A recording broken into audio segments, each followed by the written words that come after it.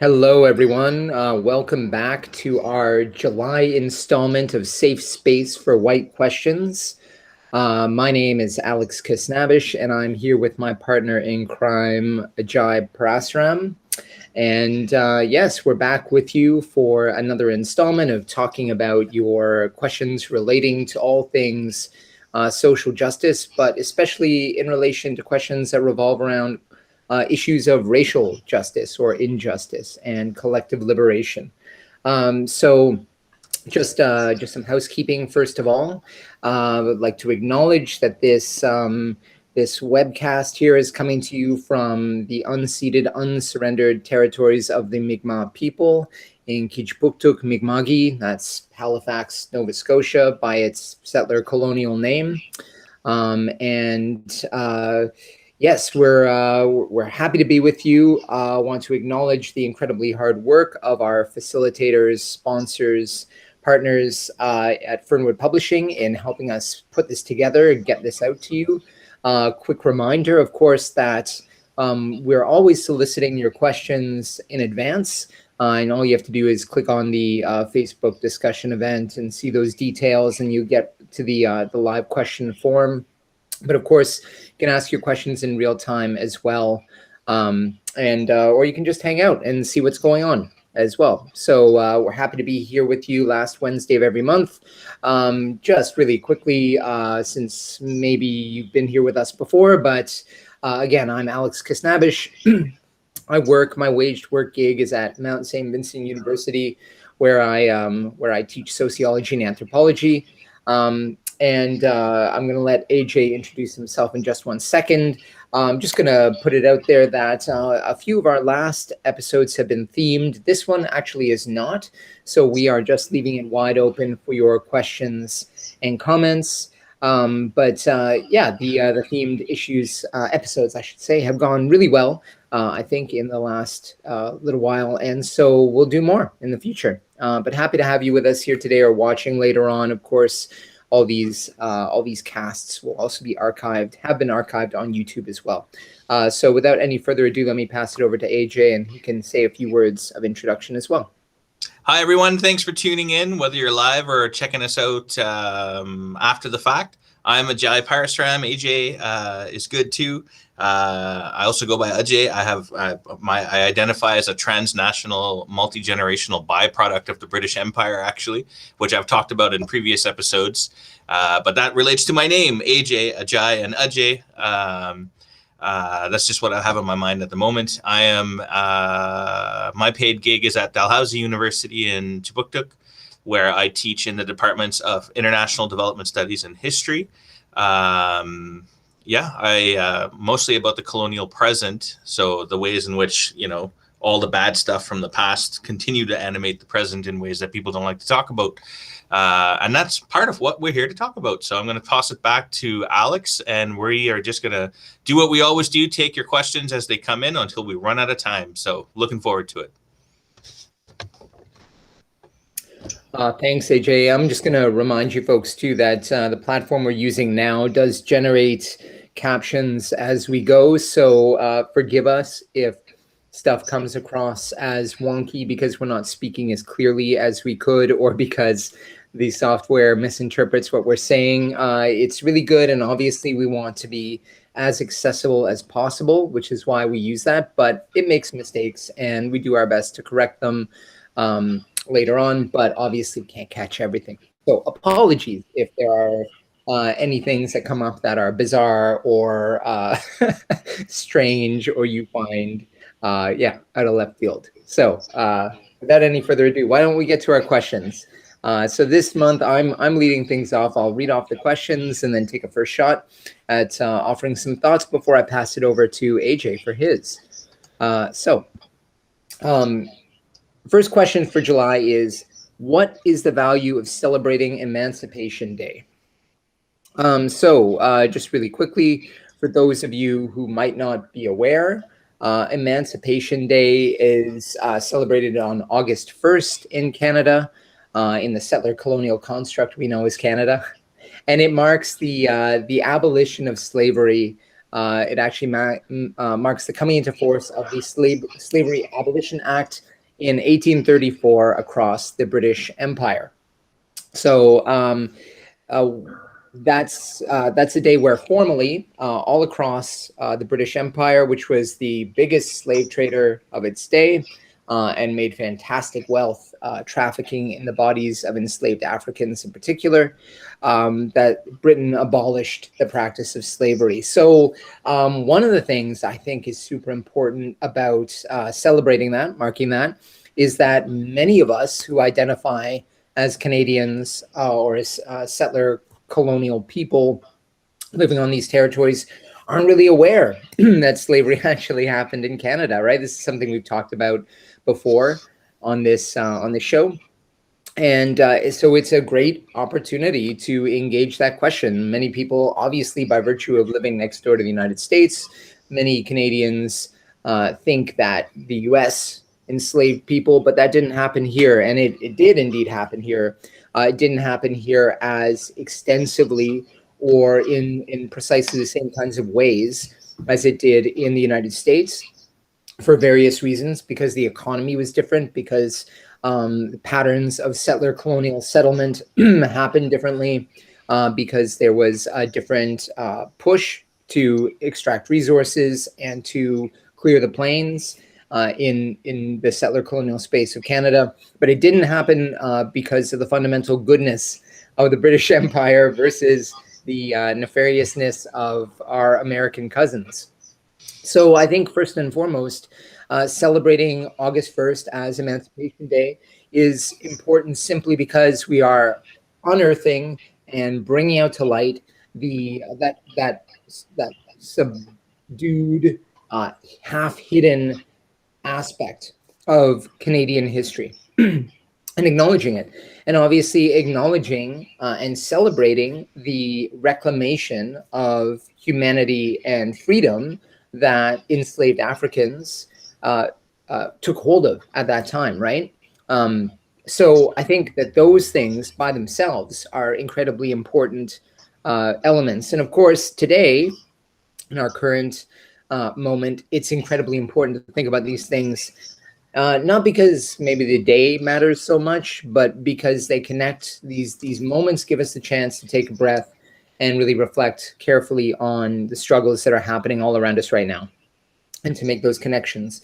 So whether we're thinking about Black Lives Matter or Indigenous struggles for sovereignty and self-determination, we're making those connections like we talked about in the last episode around Canada Day, that we're not so much, locating or settling into this one day where we do the thing of thinking carefully, but using it as an opportunity to pry open those histories, to think carefully about the connections between those histories and our present day struggles, and to think about the relationship between our past and frankly, the mess we're in right now, and what hasn't been done in the intervening years, in the nearly 200 years now since Emancipation Day, that should have been done, that could have been done to change the fate and state of our dominant power relations. So I'm going to leave it at that and pass it over to AJ for his thoughts. Yeah, thanks for that, Alex. And thanks for the question on Emancipation Day. I don't want to repeat any of the stuff Alex said. So I'm going to focus on why I think it's particularly important as a broader community of people interested in social justice to mark Emancipation Day and some of the things that are happening right now. So the first thing I wanted to say is that some of our colleagues, Afua Cooper, Isaac Saney, and others are actually hosting an Emancipation Day event tonight in Halifax, starting at 6 p.m. At the Halifax Public Library. I believe it's a Zoom event, and there's lots of spaces left. So if anybody wants to check that out, just Google Emancipation and Liberation, where do we go from here? And that's going to be featuring Gregory, Adolphe Nazare, Afua Cooper, Barb Hamilton Hinch, and Isaac Saney in partnership with HRM. And I think it's really important because it's only been this year. This is going to be the very first year in 2021 that Canada is even marking Emancipation Day. This is something that, from 1834 has been known to be one of the most important events in global human dignity that we've ever had. But our government did not consider it, as important as Pancake Day or whatever until this year. So I think it's really important for everybody to try and carve out some time to think about Emancipation Day. And the one kind of historical piece I wanted to add to this is because it really is related to this question of freedom, right? Emancipation is fundamentally about freedom, and a country that denies the freedom of the people who live in the country don't deserve to call themselves a free country. And it's one of the reasons why Haiti is so important, because Haiti was the first country, the first state modern state in the so-called Western world to be free, long before Canada or British North America, or long before America, like really long before America and elsewhere. And the reason why is because enslaved Africans under impossible conditions, coming oftentimes from lots of different parts of Africa as first generation arrivals, were able to get together, and through that pursuit of liberty and a universalist approach to understanding, drawing on African cosmology and applying it to the principles of freedom and liberation on the island of Haiti, were able to overthrow not just the French, but also the British. I think there might have even been a third interested party, but I can't recall the details at the moment. That's not my area of expertise, but as a Caribbean person as well, I especially in light of all the things that we hear about Haiti, I think it's essential that people understand that Haiti was the first free country. Haiti created the conditions for broader emancipation across the Western world, including housing, arming, and supporting Simon Bolivar when he was trying to go out and create liberation movements across Latin America. And in return for being successful in winning their freedom, France, Britain, and but de facto Canada and the United States all got together to make sure that Haiti would be punished, but by having to pay reparations to European white people for their freedom. And the consequences of this debt load from the early 19th century is still a huge component to why the Haitian economy and the Haitian nation is in the situation that it is. These are direct things that Canada, the United States, Britain, and France, and others have colluded on to ensure, because they were so existentially terrified of the idea of free Black people, who did not take, was not given their freedom, but took it. Basically, with the colonizers by the throat, they took their freedom. And that is a horrifying thing for colonizers who believe themselves to be racially superior, when the person who's supposed to be inferior says, fuck you, you can't tell us what to do. So Haiti is at the center of this. And all of the news that you hear about Haiti in the news today, remember Emancipation Day came a generation after the Haitians won this victory, this hard-earned victory. So yeah, check out the event going on later tonight. And thanks for the question. Back to you, Alex. Yeah, thanks for that, AJ. Excellent points, excellent local connections you brought out there. One thing that we may have added before that I'm going to throw on this reading list that we are cobbling together over our episodes is the outstanding book by revolutionary Black Marxist C.L.R. James, The Black Jacobins. If you want to understand the dynamics of the Haitian Revolution and understand how it's tied both into plans of settler colonialism, but also into incipient capitalism, you have to read that book. It's an amazing tour de force book about the self-organization of oppressed people, and they're seeking liberation on their own terms and on their own conditions. So highly recommended.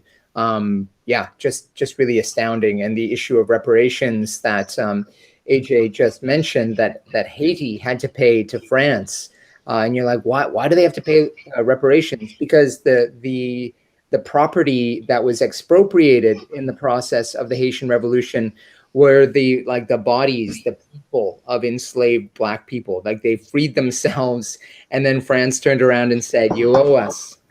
You took our property."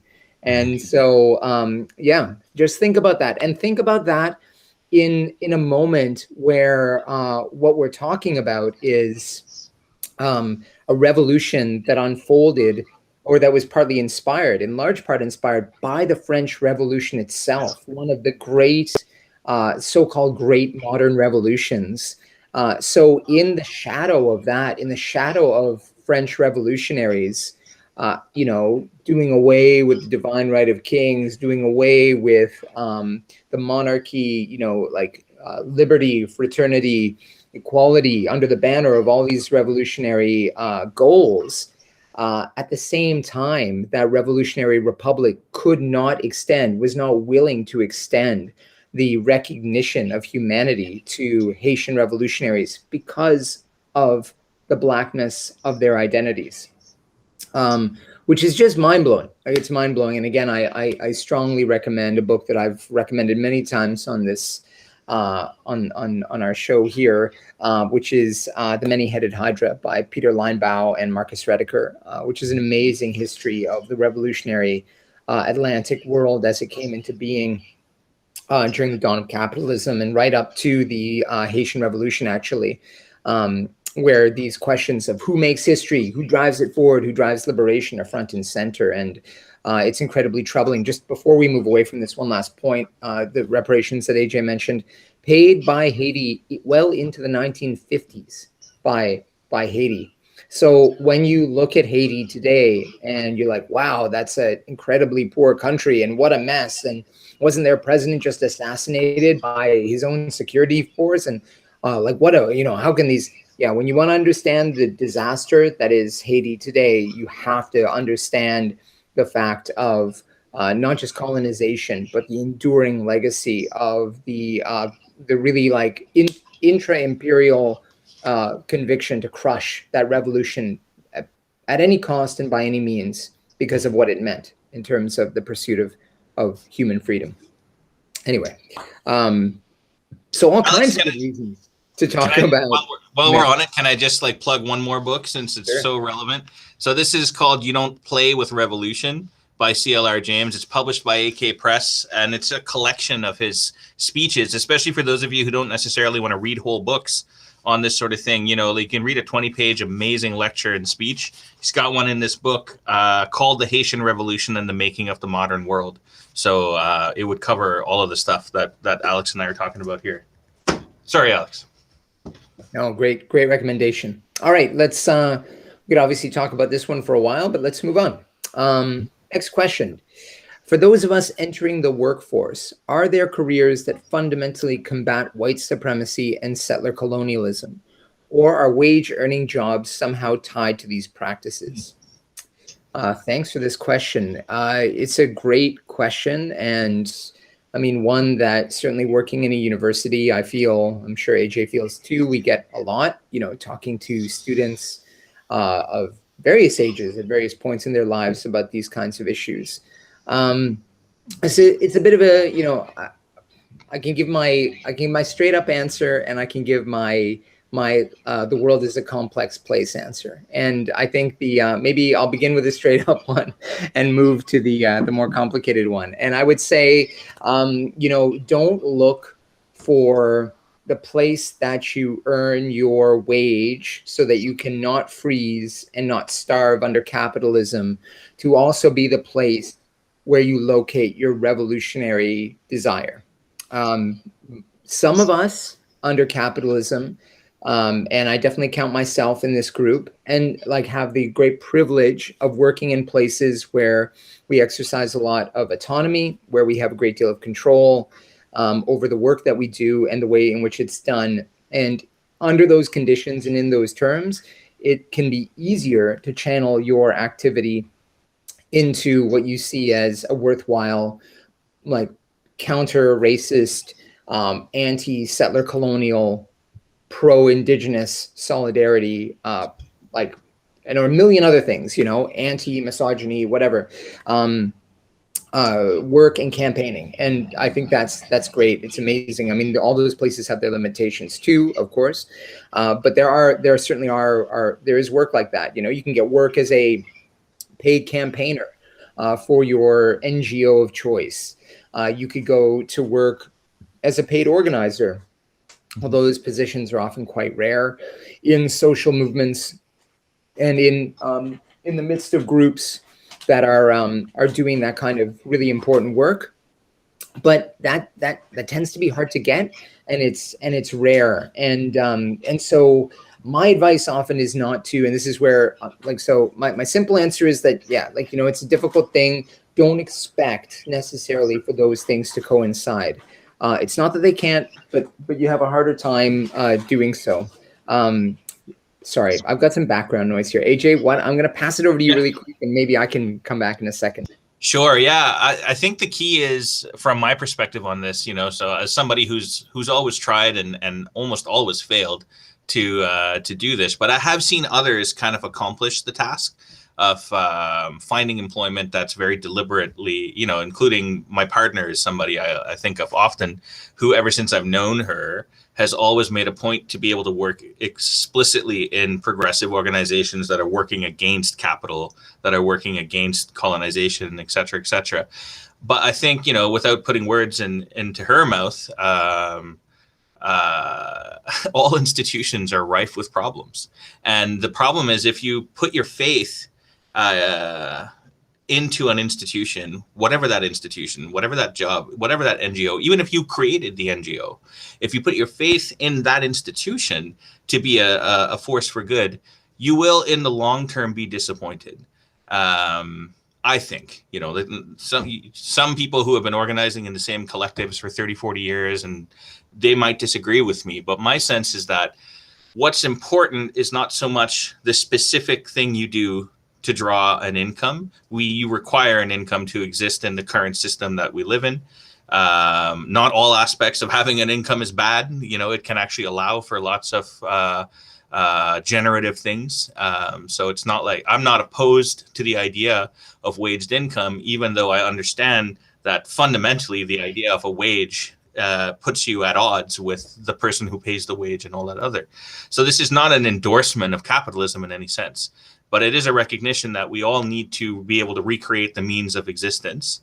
And under capitalism, you're forced to do that in a particular way. My concern is that and this is because this is what I did, right? So to be honest, like when I was younger and entering the workforce, I really wanted to be able to devote my whole self to whatever the emancipatory job is that I could find.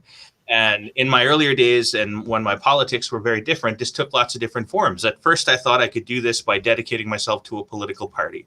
Didn't take long to lose all faith in that method. Next, the next substantial job I had was to work in the federal public service. I thought I could devote myself properly to this idea of public service. And it took about a year before I became disenchanted with that. Then I thought I'd go and work in the think tank industry, because this is finally a place where, you know, the whole point of it is ideas. And it took about a year and a half before I, you know, had to leave that job. So far, I haven't left academia, but it's not because it's not rife with problems. Now, you might look at that trajectory and say, well, you just made really horrible choices in terms of like your attempts at like making a positive change. And indeed, maybe I did. But my friends who have done it like kind of explicitly in radical institutions and stuff, I think they might be more happy in some ways, but I think all of them would probably concede that the cause of that is the people that they are organizing with, living with, working with, changing with, and not the broader edifice of the institution or the job itself. The jobs will come and go. They will transform. Don't put your faith in a job or a career. Be committed to the principles that are important to you and move around as needed. And make sure you can feed yourself and your family. Back to you, Alex. Thanks, AJ, and thanks for covering there. Got rid of that background noise. Sorry about that, folks. Yeah, I mean, so well said. I don't want to belabor this point too much more, but I would just, absolutely. I mean, I've worked in the university sector now for like a fairly long time, almost 2 decades. And I would definitely say that, like, while I think, like, you understand that there are working conditions and places and spaces where, you have more latitude and freedom and you have more control over your work. And that's great. And that can be connected to political work and, organizing and all that kind of stuff. But it is like, I think, a bit of a disease of the middle class to think that our aspirations, our desires, our humanity, our sense of meaning are going to be meaningfully addressed or attached to or achieved through our waged work. Lots of people don't think that, like lots of people who come up from working class backgrounds, for example, don't expect those aspirations to be met. That's, it's part of being a part of this, what Barbara Ehrenreich calls the professional managerial class, right? Where this is part of what you're seduced into. This idea that, oh, your work will be me. How many times have you been told, oh, it doesn't matter what you do, just do what you love, do what you love. Like, this great, like, bullshit capitalist ethic that's always seducing us to play along. Like, oh, if I could only just do what I love, then everything would be totally legit. And I know tons of people who do what they do because they're super pragmatic about it, because it allows them to exist. And they're not like, they're not building cruise missiles for Lockheed Martin, right? They're, they work in accounting firms, or, they're, or even things that are kind of valorized as like sort of like the caring professions. They're nurses or doctors or professors, or they're, like any of those, or teachers.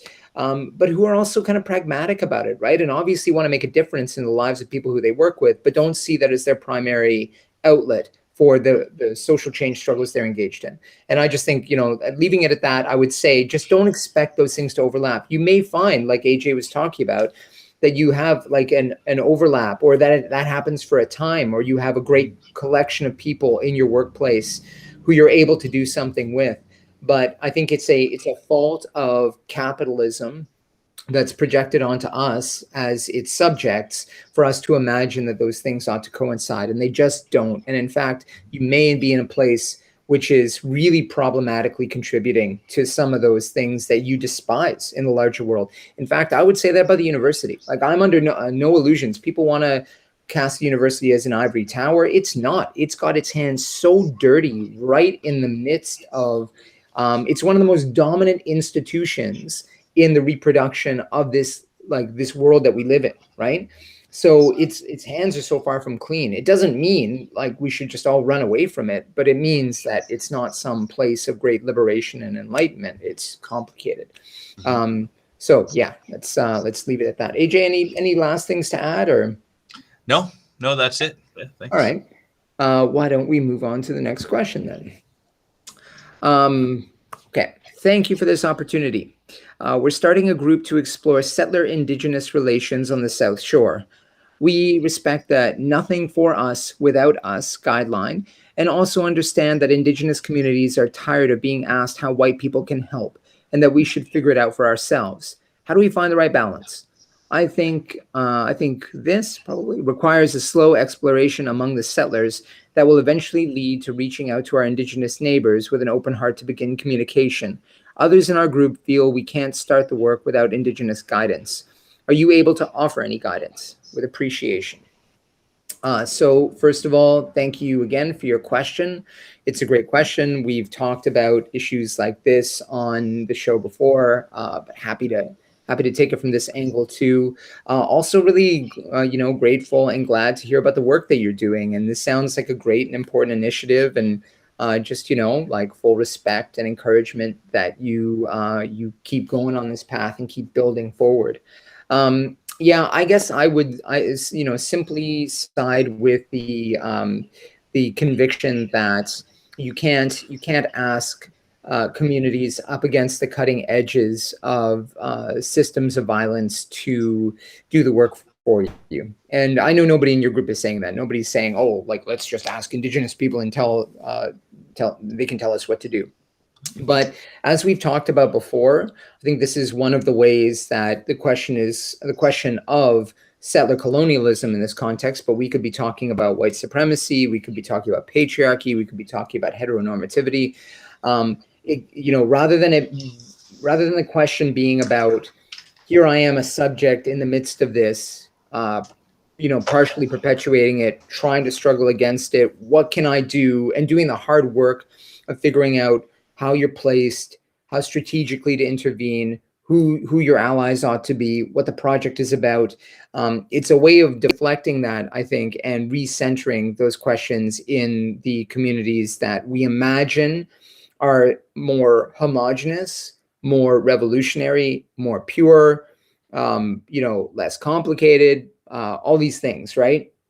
And none of that's true. Those communities are just communities of people. They have all their own problems too.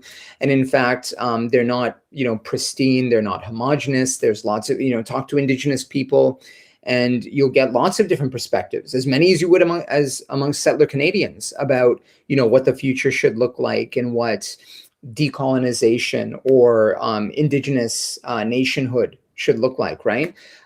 So I think sometimes for those of us who think of ourselves as kind of in the center of these systems, we imagine there's a clarity that comes from the margins that isn't necessarily present.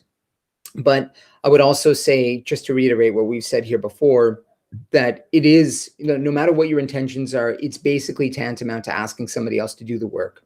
So there are lots of good resources out there. First of all, if you are asking these questions, there's lots of wonderful media, online, but, in book form, in article format, in art format that speaks to Indigenous struggle and issues and concern that, I would encourage you to avail yourselves of in this, do the work, do the research, right? Start with, if you're interested in cracking this nut, like the NFB has, the National Film Board of Canada has some great public documentaries. Alanis Obasawan's films about Oka, about Burnt Church, for example, about residential schools, all focused on the settler Canadian context, are amazing films if you're looking for educational material that's easy to access and connects to our lives right here. Obviously tons and tons of books and articles and fiction and art being produced about this. And I would say, those are great places to begin, but also begin with the question, like, if you are in a group that's comprised of settler people, then begin by asking yourselves where you're at. Like, what are the issues? Why are there no Indigenous people in your community? Or if they are, why do you have nothing to do with them? What is the, what's the impetus of your group? And of course, there are all kinds of opportunities right now to reach out materially and assist different struggles, whether that's by contributing financially, for example, to the Treaty Truck House, or to the search of the grounds of the Shubenacadie Residential School for the bodies of dead children. I mean, like, that's just to name two random examples. There are tons and tons more, right? Where you can tap in and be directly materially supportive as you do that work of kind of figuring it out for yourself, right? And then once you're in a position where you're like, we feel like we know something, we feel like we're centered in the space, that we have a sense of what the struggle is, then by all means, offer an invitation to another group or activists, Indigenous activists in your area, and see what you can do together or what you can support. But do that down the road after you've done that work of figuring it out.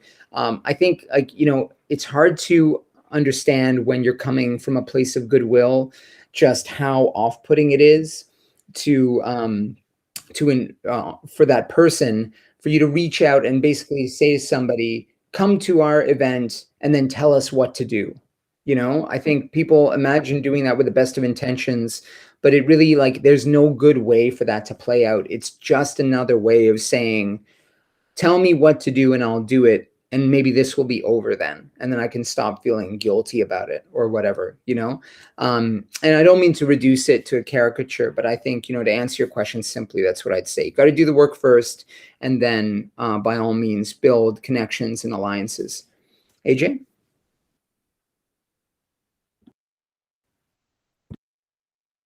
Thanks for that, Alex. I was making notes while you were talking because I think it's such an important question, and it's something that we hear off camera an awful lot from people. So I tried to make like a step-by-step approach that will be useful for folks And this comes, in part from like, the ongoing conversations we've been having here, but also from, my own kind of attempts and mistakes and listening and working with Indigenous people over the last little while. So the first step when your group is trying to grapple with a question like this is to slow down and remember that nothing you can say or do is going to radically alter the last 500 years of colonization in the next 12 months. So it is never quite as urgent as you think it is. And in fact, taking the time to slow down and kind of observe appropriate protocols around these things is really essential to not putting your foot in your mouth first, or being a burden on the people that you ultimately do want to reach out to. So slow down and listen. And listening is not something that is particularly easy to do. It's very active. You have to like put yourself out in different places to participate and listen in ways that we're just simply not trained to under settler colonial modernity. So with that in mind, maybe the next step you could do, step 2 would be, if you haven't done this already, read the report of the Truth and Reconciliation Commission from 2015. It's long, it's difficult, and it's full of testimony of Indigenous people across these territories who opened their hearts and souls and poured it into offering testimony to their horrific experiences. And it's important for every Canadian to read that. And if you haven't read it, or if you like somebody around you has read it, or you read this kind of summary version, part of the work is to read it all, because then and only then will you kind of begin to get an appreciation as an outsider about what something like that might have been like, and what is important, because in it has loads of recommendations, because Indigenous people have actually done this work for us, and they've come out with really specific recommendations about how to go about working towards decolonization.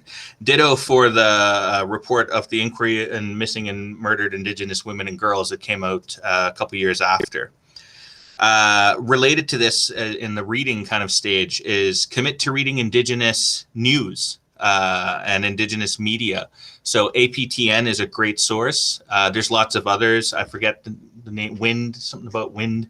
Pam Palmater has an incredible YouTube channel where she, talks at length about all kinds of different things. So, identifying media producers who are Indigenous that are producing things that you can listen to easily. And Pam comes to mind, Mi'kmaq lawyer and activist. Also, even just on CBC, there's an increased Indigenous programming that's a little bit more less radical, I would say, but still quite interesting, especially when you're trying to learn. Another thing you can do is, so this would be like a step 3, take a free MOOC, like massive free course. There are some that are just available. The website Four Directions Learning, I think, is a really good one. I have my students spend time on that in many of my different classes, and it's a website that's been put together by Indigenous colleagues at OASI, and them working with elders across various different nations. And it's a really great resource. You can like click and learn and listen to, I think it's Ojibwe, Blackfoot, Mi'kmaq, Haudenosaunee, and someone else. There's a couple others as well, but check that out. My students all say that that's been like a really, really useful starting point. Read and listen then to also Indigenous intellectuals, scholars who've done an awful lot of thinking and working. And keep in mind, all of this is before you want to reach out to an Indigenous person to ask for help, because you need to be prepared to receive the help. You know what I mean? So you can't ask for help if you don't really like. If I wanted to build a deck and I'd never seen a hammer, it's not helpful for me to ask a carpenter to come and teach me how to do a deck, like build a deck. You know what I mean? I say this as a person who's failed to build many a deck, and I've seen hammers, but you know what I mean? Like if I don't do the work to think about, like the screws and the wood and the bolts and how it comes together and what kind of material I need. If you don't do that, then you're kind of wasting the carpenter's time. You know what I mean? So prepare yourself to not waste somebody's time. And that takes time. It could take a year or two, and that's okay. Because when somebody comes to help you and you've done the prep work, it's going to be a joy to help you instead of a burden to help you. You know what I mean? Yeah, God is Red is a really kind of fundamental source by Vine Deloria Jr. And then from there, there's so many others like Buffy St. Marie, if you're into music, Glenn Sean Coulthard that we've talked about a lot. Leanne Simpson does like really beautiful podcasts as well, and lectures. The Brilliance of Beaver is one of my favorite that's come out recently. There's lots of material out there, and you won't have difficulty finding it. And then, like Alex was saying, step 5, commit to material contributions. And this could come earlier if necessary. Go to a work party at the Treaty Truck House or one of the 2 Treaty Truck Houses. Go to a powwow if there's an open invite for non-Indigenous people. And just listen, just like do what's necessary. That might be cutting the grass, so go and cut the grass. That might be, and you'd be surprised at the things that you will see and learn without doing anything else aside from working in service to a collective project. And you don't need to understand everything before you can do that, because you learn through doing. And it sounds weird coming from 2 professors, right? Because we have like this vested interest in telling you, oh, you should come to my class and listen to this and that and the other. At the end of the day, for things like this, for working against colonization, it is in the process of doing and collective learning and struggling that you're gonna learn what you need to learn. And then the last thing, and I'd probably leave it here, is to show up for all the events, for all the relevant events. And this is something that is particularly important, and something that grassroots activists recently here in Chibuktuk have asked us to reach out to, especially white people, and to remind them that it is important when the police kill an Indigenous man for protecting his dog, Jared. What's Jared's last name? Anybody remember? Landes. What is it? Landes. So there was recently a vigil for Jared here in Chibuktuk, and it was astonishingly disrespectful the way that the police chose to engage it. But the organizers said it's not about the police. We don't expect them to be like allies. What we do expect is for people to reach out to the white people in their lives in particular and remind them that if they don't turn up when there's an event that is talking about, the senseless murder of Indigenous people, the senseless murder of Black people, then it's very difficult to take any of their claims to being committed to racial justice seriously. It doesn't mean you have to go to everything, right? People have jobs, people, like accessibility issues, all that other stuff. But there are lots of ways to turn up. And it is through turning up that you learn when you're engaged in struggles and social movements. No liberation struggle ever succeeded by books alone. So books are an important part of it, but you really have to do that. And then after these 6 steps, at that point, when you've built a kind of body of knowledge and comfort and you have some specific questions, I'm sure it would be a delight if you were to reach out to Indigenous experts on these topics and be able to say, these are the things that we've done. And we want to take our work to the next level, and we want to know, if you can help us do that and offer something meaningful in return. That's what I would suggest. Back to you, Alex. Yeah, great, clear advice. Thanks, AJ. Absolutely. We actually have a follow-up question to the questions about Haiti and Emancipation Day that I'm going to jump to right now. This one's a bit pointed, so I'll just read it out as is. Haiti got earthquake money and asylum status. How can you say they're scared of Haitians being free? LOL. Haitians massacred the whites, then the light-skinned blacks, and turned their functioning country into a mess. You can't expect to get reasonable people on board when you make such statements. And I assume the same individual goes on to offer a couple of Wikipedia-linked examples from the Haitian Revolution. So yeah, this kind of like, like Manichaean world, black and white kind of like historical caricature gets trotted out often by people who are looking to defend the status quo, whether they see it that way or not. So I'm going to thank you for your like artificially inflammatory question, because it just gives me a chance to dig right in. So first of all, I don't know, what would you expect to do if somebody came into your community and dragged you and your family out of your beds and chained you up in the bottom of a boat and kept you down there for weeks and weeks and weeks while people died all around you of disease and brutality?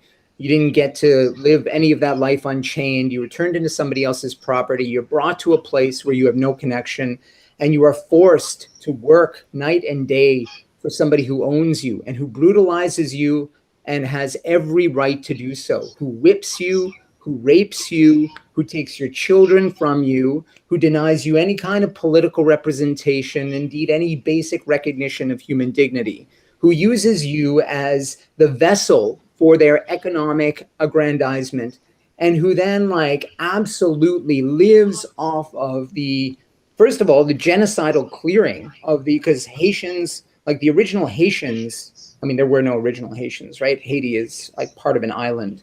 But like there were indigenous people on that island, right? Who were like massacred before Europeans had to import black slaves, enslaved black people, who then became the Haitians that you're talking about in your so like hyperbolically framed question. So how about you do some work first and think about this? You know, it's funny that, you know, like when people think, for example, go talk to Americans in the aftermath of the Capitol Hill riot and talk about the great history. You think, did Americans not kill people in their revolution? When revolutions happen, they are bloody affairs. And if you think that, you know, your own world has been created out of some like great enlightened process of white people being so elevated that they never needed to do any of that, my goodness, has your education failed you? So even on the terms of white folk themselves, there's a whole ton of violence historically. So yeah, big surprise that when enslaved people decided they weren't going to be like destroyed anymore, that they weren't going to be used up, raped, whipped, tortured, mutilated, branded, sold, all these things, when they decided enough, we are no longer, and hey, we're actually going to take seriously this crazy little place called France. Maybe you've heard of it. And this revolutionary struggle that they've started over there. We're going to take seriously this idea of brotherhood and equality amongst men and freedom and all these things. And we're going to take up the struggle ourselves and claim that there was violence involved. Because the slave owners weren't just like, oh, shit, you're right. No, hey, you guys, you want free? Well, all you had to do was ask for it. Oh, sorry, I didn't know that. Oh, here you go. You can go and live in peace.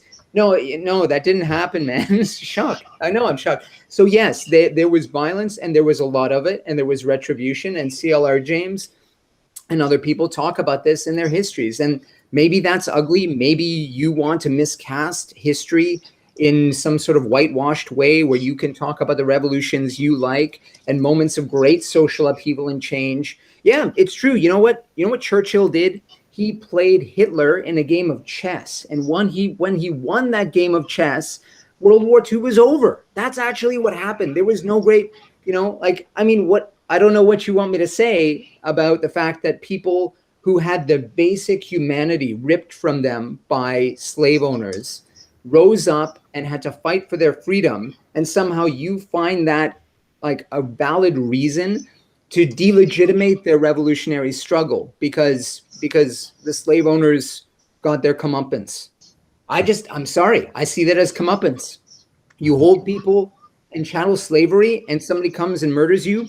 I don't know, man. I don't really feel too bad about that.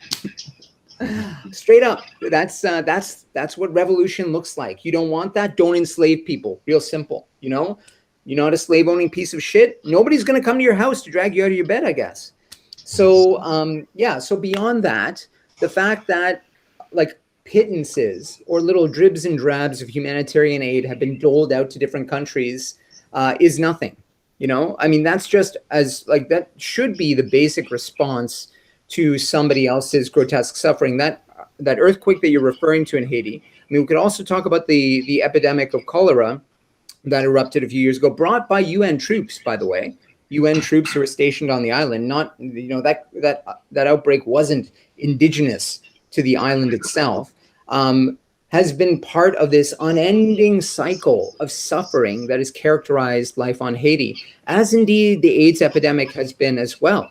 So let's talk about that really quickly, actually, for a second. Great work. I'd recommend, if you're interested actually in learning something about this, that you read a book called AIDS and Accusation by the excellent medical anthropologist Paul Farmer, who talks about this. And I don't know, I have no idea how old you are, but I would also suggest that in the 80s, right, when the AIDS epidemic was blowing up, many people said that the epidemic in the United States was due to Haitian boat people, so-called boat people, right, arriving on the Florida shores and bringing this into the United States. Well, the proof is in the pudding. Genetic testing demonstrates conclusively that the AIDS epidemic in Haiti actually was caused by U.S. sex tourism, U.S. and European sex tourism, that the varieties of the disease that were circulating in these countries clearly show a genetic trail linking it actually to sex tourism brought into the island, right? Not to Haiti being the gestating grounds for AIDS and then it being exported elsewhere. But Haitians had to deal with a stigma associated with that, had to suffer and die largely totally unconcerned, or faced with the unconcern of the wider world as a result of that. I mean, I can go on and on and on, including the 2004 coup in which Canada played a leading role, where Jean-Bertrand Aristide, the democratically elected president of Haiti, was whisked away by Canadian troops to Central Africa because he was objectionable to the economic status quo, capitalist interests in that island. We can go on and on and on. And so, like, I would simply say to you, first of all, that instead of engaging in hyperbole, like, do your work and actually read some stuff about revolutionary struggles. I suspect that if this is coming from a place of white fragility, that you can find lots of examples of aggrieved white people rising up in arms to fight for their dignity that you would support and associate with, and you would understand. So why not extend that right to other people of other colors who have done the exact same thing? I'm not excusing the brutality of revolutions, okay? I see no need to. Nobody's asking for my permission. In a revolutionary situation, that's what happens, okay? When the powers that be refuse to allow change to happen democratically and peacefully, you open the route to violent revolution and you essentially make it inevitable, right? In the paraphrasing the words of Malcolm X, Martin Luther King Jr. I can't remember right now.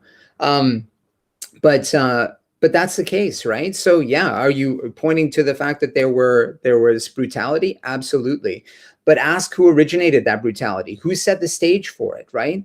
You pick out the end point of that struggle and say you object to that, but you don't object to the idea of, like, women, children, and men being brought, you know, like, across the ocean in conditions of absolute abysmal brutality. That doesn't bother you? The idea that, you know, that two of the world's superpowers at the time, France and England, ganged up on Haiti in order to prevent those people achieving freedom. That doesn't bother you? What bothers you is that some slave owners were massacred? Well, I mean, I would say that, you know, your frame is wrong and that you should consider the larger historical context. AJ?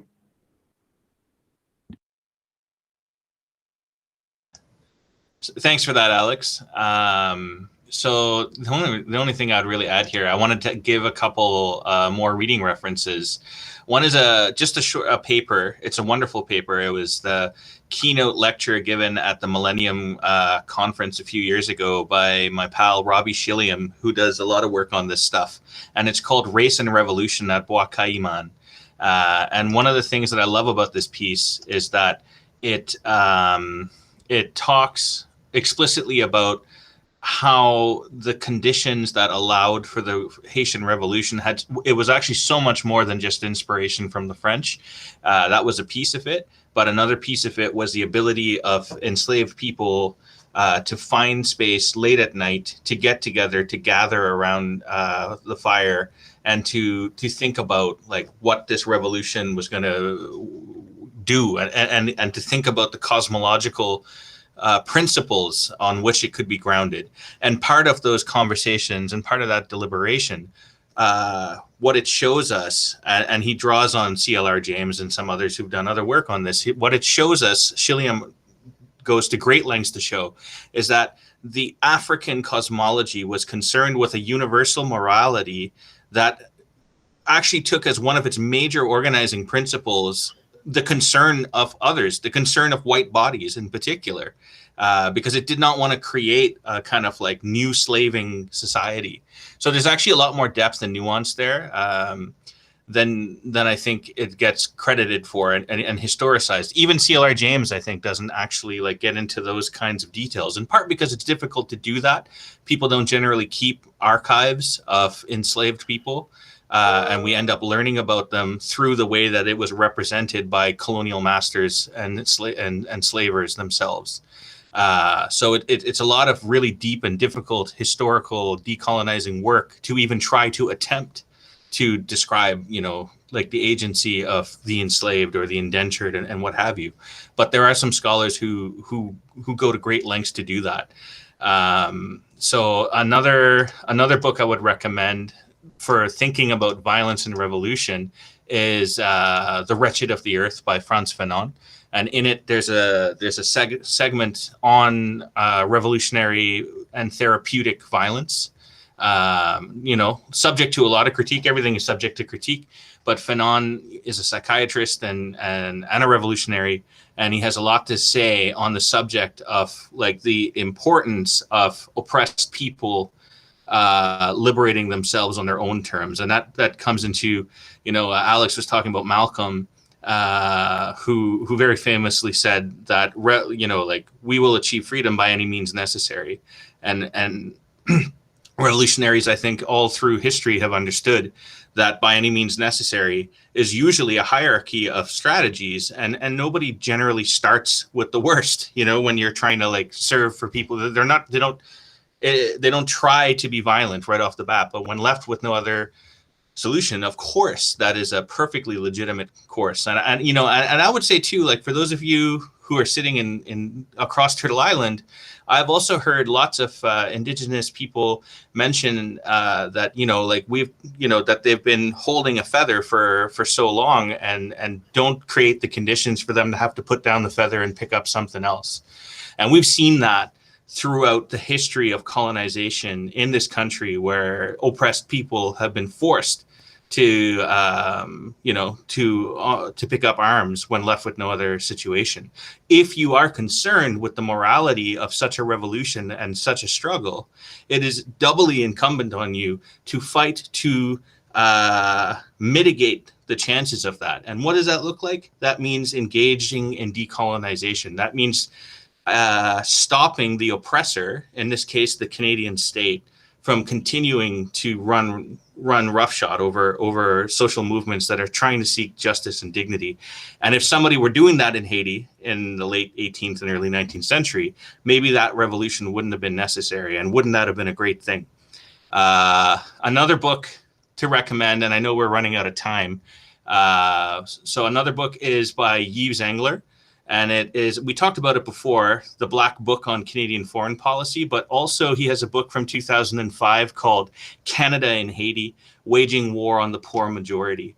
There is a lot of good readings to be done about Canada's really terrible role in Haiti.